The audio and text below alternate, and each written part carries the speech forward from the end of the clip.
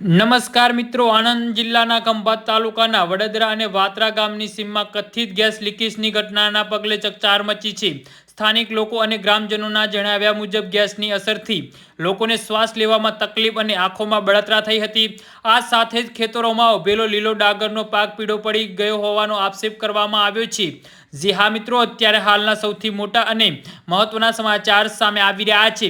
તો મિત્રો, સમાચારમાં વધુ વિગતવાર વાત કરીએ તો સ્થાનિકોના દાવા મુજબ આ વિસ્તારમાં આશરે 200 જેટલા જંગલી બબર પક્ષીઓના મોત થયા છે। જો કે પક્ષીઓના મોતનું ચોક્કસ કારણ હજુ સુધી સત્તાવાર રીતે સામે આવ્યું નથી।